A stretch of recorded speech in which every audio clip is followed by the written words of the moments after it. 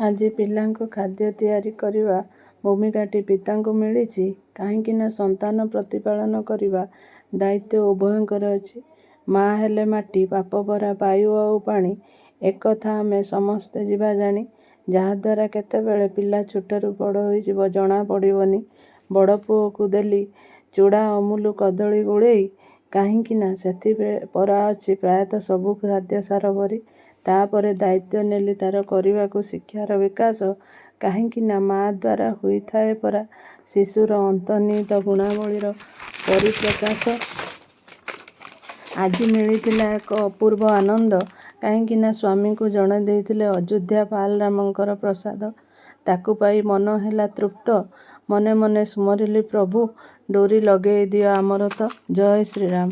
ତା'ପରେ ଅନଲାଇନରେ ବାପା ଗୋଟେ ଖଟିଆ ମଗେଇଛନ୍ତି। ଏଇଟାକୁ ଆପଣଙ୍କ ଆଡ଼େ ଖଟିଆ କହନ୍ତି ନା ଆଉ କିଛି? ମା' କହୁଛନ୍ତି ଅନଲାଇନରେ ବାପା ମା'ଙ୍କୁ ଛାଡ଼ି ଆଉ ବୋଧେ ସବୁ ମିଳୁଛି। ସତକଥା, ସେଦିନ ଅନଲାଇନରେ ଦେଖିଲି ଗୋବର ଘଷି ଆଉ ତରଡ଼ି ଜାଲି, ଯାହାକୁ ଦେଖି ମୁଁ ଆଶ୍ଚର୍ଯ୍ୟ ହେଲି। ଆଜି ଥିଲା ଗୁରୁବାର, ତେଣୁ ଦ୍ୱିପ୍ରହରେ ଥିଲା ସାତ୍ତ୍ୱିକ ଆହାର, ଭାତ ଡାଲମା ଭଜା ଆଉ ନଡ଼ିଆ ଚଟଣି। ତା' ସଙ୍ଗେ ଆଉ କିଛି ଦରକାର ହବନି। ଗୋଟେ ବଡ଼ ଅଘଟଣ ଘଟିଛି। ଝିଅର ଅନ୍ୟମନସ୍କତା ହେତୁ ତା'ର ଓଠ ଫାଟିଛି। ମୋତେ ନିଜକୁ ଦୋଷୀ ଦୋଷୀ ଲାଗୁଛି। କାଳେ ମୁଁ ସନ୍ତାନ ପାଳନରେ ଅବହେଳା କରୁଛି। ସନ୍ଧ୍ୟାବେଳେ ବନେଇଥିଲି କୁରକୁରି ଚାଟ। ଯାହା ବନିଥାଏ ଚଟାପଟ। କୁରକୁରିଟା ଦେହ ପାଇଁ ଖରାପ ବୋଲି କୁରକୁରିରେ ବେଶି କାକୁଡ଼ି, ପିଆଜ, ଗାଜର ମିଶାଇ ଦେଲି।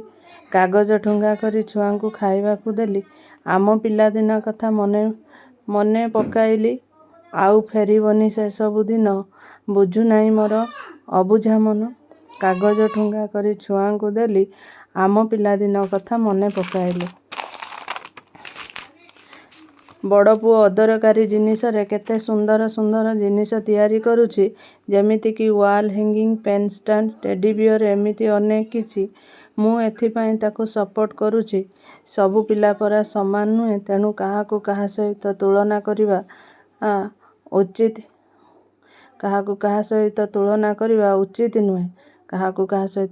କରିବା ଉଚିତ ନୁହେଁ।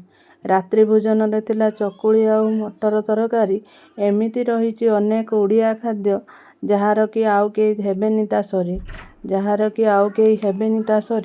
ଯାହାର ଆଉ କେହି ତା'ର ହେବେନି କି ସରି।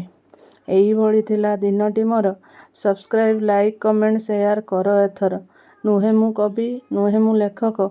ଆପଣଙ୍କ ଭଲ ପାଇବା ମୋ ପାଇଁ ଉପହାରଠୁ ବି ଅଧିକ। ଦେଖନ୍ତୁ ବାପ ଝିଅ କେମିତି କଥାବାର୍ତ୍ତା ହେଉଛନ୍ତି। ଦୁହିଁଙ୍କ ଭିତରେ ଯେମିତି ଅଛି ଅନାବିଳ